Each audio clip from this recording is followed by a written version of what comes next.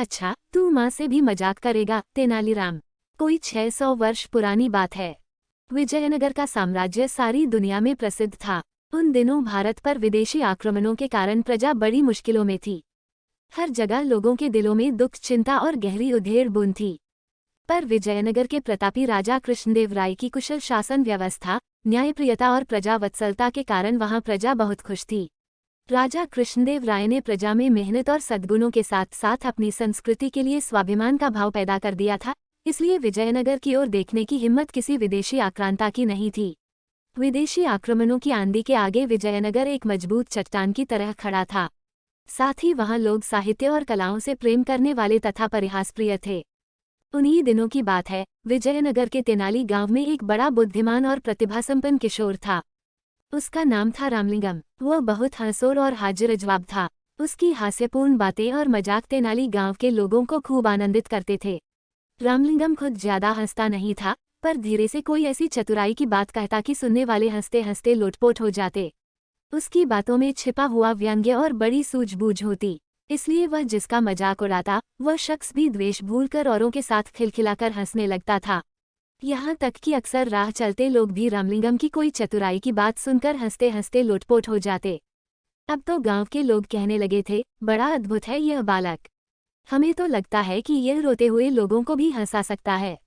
रामलिंगम कहता, पता नहीं, रोते हुए लोगों को हंसा सकता हूँ कि नहीं, पर सोते हुए लोगों को जरूर सकता हूँ।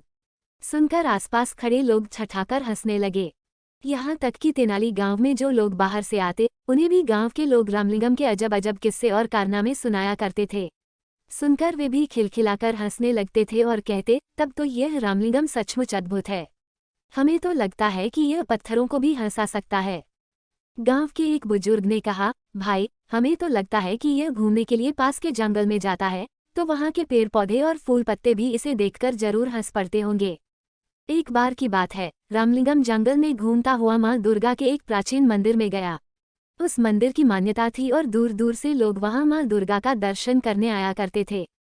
रामलिंगम भीतर गया तो मां दुर्गा की अद्भुत मूर्ति देखकर मुग्ध रह गया। मां के मुखमंडल से प्रकाश फूट रहा था। रामलिंगम की मानो समाधि लग गई। फिर उसने दुर्गा माता को प्रणाम किया और चलने लगा। तभी अचानक उसके मन में एक बात अटक गई। मां दुर्गा के 4 मुख थे, 8 भुजाएं थीं। इसी पर उसका ध्यान गया और अगले ही पल उसकी बड़े जोर से हंसी छूट गई। देखकर मां दुर्गा को बड़ा कौतुक हुआ। वे उसी समय मूर्ति से बाहर निकलकर आईं और रामलिंगम के आगे प्रकट हो गईं। बोली, बालक, तू हंसता क्यों है?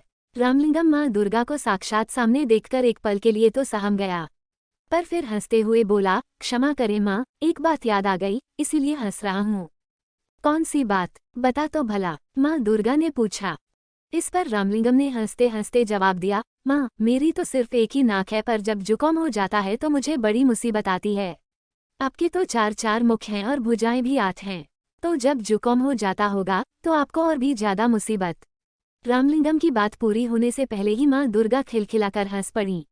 बोली, हट पगले, तू माँ से भी मजाक करता है।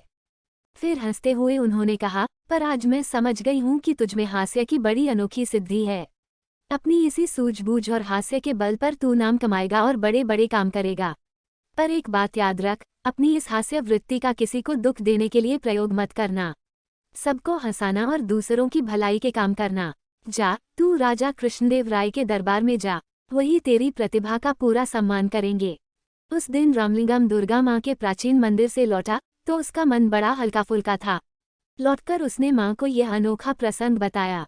सुनकर माँ चकित रह गईं।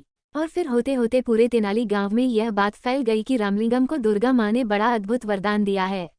यह बड़ा नाम कमाएगा और बड़े बड़े काम करेगा। उसके साथ ही साथ तेनाली गांव का नाम भी ऊंचा होगा।